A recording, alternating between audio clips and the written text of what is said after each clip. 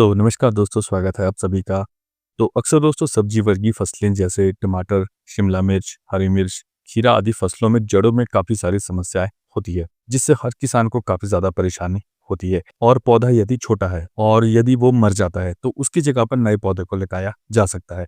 लेकिन यदि वही पौधा अगर 30-35 दिन का होने के बाद यदि खराब हो जाए या फिर मर जाए, तो ऐसे में जब नए पौधे को लगाते हैं तो उसकी ग्रोथ भी अन्य पौधे से कम होती है और जिसके कारण नुकसान ज़्यादा होता है। और जो पौधा होता है यदि उसकी जड़ों में कोई समस्या हो तो उसकी वजह से पौधा पहले पीला हो जाता है, फिर बाद में पौधा सूख जाता है।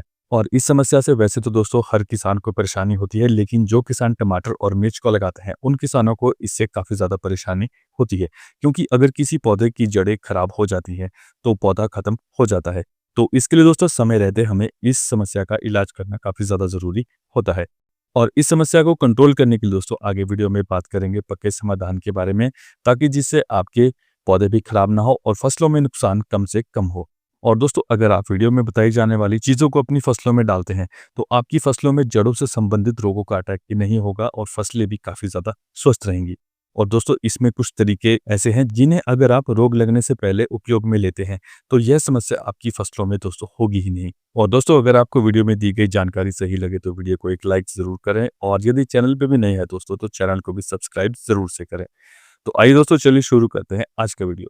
तो इसके लिए दोस्तों सबसे पहले जब आपका खेत तैयार होता है तो उसमें आपको ट्राइकोडर्मा विराइड या फिर हर्जेनियम, आप इन दोनों में से किसी को भी उपयोग में ले सकते हैं। और इसे शुरुआती समय में उपयोग करने से यह मिट्टी में हानिकारक फंगस को कंट्रोल करता है। और दोस्तों अक्सर क्या होता है, जब नई फसल को लगाने के लिए खेत तैयार होता है तो उसमें दोस्तों जो पहले की फसल अगर कोई लगी है और उसमें फंगस की वजह से नुकसान हुआ हो और उस फसल के कुछ अवशेष यदि मिट्टी में रह जाते हैं, खास करके दोस्तों उस पौधे की जड़ें या फिर फंगस लगी हुई शाखाएं आदि, और ये अगर मिट्टी में ही रह जाती है तो यही अवशेष मिट्टी में हानिकारक फंगस को बढ़ाते हैं और इससे अगली फसल को नुकसान होता है। तो उसी हानिकारक फंगस को कंट्रोल करने के लिए ट्राइकोडर्मा मिट्टी में जरूरी होता है। और दोस्तों यह हानिकारक फंगस को कंट्रोल करने में काफी ज्यादा सहायक होता है। और इसके लिए दोस्तों आप 2 से 3 किलो ट्राइकोडर्मा को गोबर की खाद में मिला के मिट्टी में उपयोग में ले सकते हैं। और इसके बाद दोस्तों जो दूसरा उपचार है वो है दोस्तों सीड ट्रीटमेंट, यानी कि बीज उपचार। और बीज उपचार भी दोस्तों फसलों में जड़ों में होने वाले फंगस के रोगों को कंट्रोल करने में काफी ज्यादा सहायक होता है। और दोस्तों इसके अलावा बीज उपचार में फंगीसाइड भी काफी कम मात्रा में यूज होता है और इससे सीड जर्मिनेशन भी काफी ज्यादा अच्छा होता है। और दोस्तों बीज उपचार के लिए आप ट्राइकोडर्मा को 10 ग्राम प्रति किलो बीज के लिए उपयोग में ले सकते हैं। और इसके अलावा आप दोस्तों इसे नर्सरी से जब पौधों को निकाल कर लगाना चाहते हैं तो उस समय पर आप ट्राइकोडर्मा को 20 से 30 ग्राम पानी में मिलाकर छोटे पौधों को उस घोल में 10 मिनट तक रख सकते हैं। और दोस्तों इससे भी आपके छोटे पौधों में जड़ गलन जैसे रोगों के लगने का चांस 95% तक कम हो जाता है। और इसके अलावा दोस्तों आप रासायनिक में बीज उपचार के लिए साफ फंगिसाइड को 3 से 4 ग्राम प्रति किलो बीज के लिए उपयोग में ले सकते हैं। और दोस्तों जो सीड ट्रीटमेंट होता है उसमें बहुत कम फंगिसाइड का यूज होता है और जिससे शुरुआती समय में पौधे की जड़ों में फंगस का अटैक भी नहीं होता है और जिससे पौधे की जड़ों की ग्रोथ काफी ज्यादा अच्छी होती है। और दोस्तों ये तो हो गया शुरू के समय का उपचार। और इसके बाद दोस्तों जब पौधे की प्लांटेशन हो जाती है तो उस अवस्था के लिए वैसे तो आप दोस्तों किसी भी फंगिसाइड को उपयोग में ले सकते हैं, लेकिन अगर आप फंगिसाइड की जगह पर इस समय नैनो कॉपर जो कि 12% में होता है आप उसे भी उपयोग में ले सकते हैं।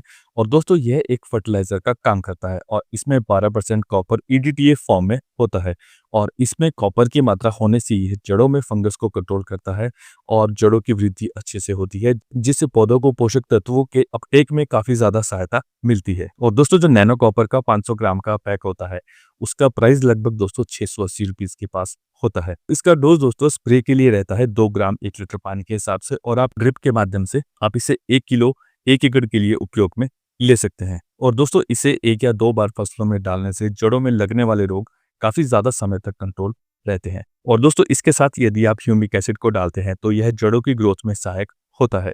और यदि आप ह्यूमिक एसिड को डालना चाहते हैं तो आप इसे 3 ml 1 लीटर पानी के हिसाब से उपयोग में ले सकते हैं। और दोस्तों जो ये ह्यूमिक एसिड है इसका दोस्तों 1 लीटर का पैक 500 रुपीज के पास होता है।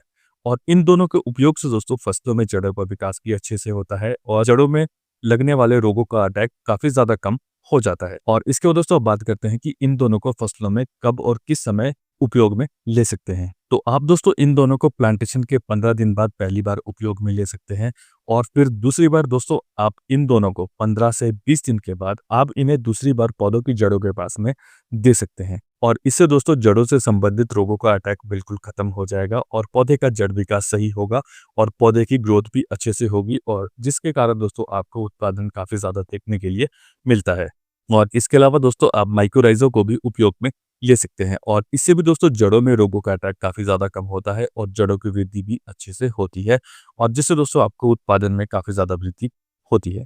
और दोस्तों ये था आज का वीडियो कि छोटे पौधों में जड़ गलन की समस्या और जड़ों में होने वाले अन्य रोगों को कैसे कंट्रोल करें। तो आज की वीडियो में इतना है दोस्तों, तो मिलते हैं आपसे नेक्स्ट वीडियो में।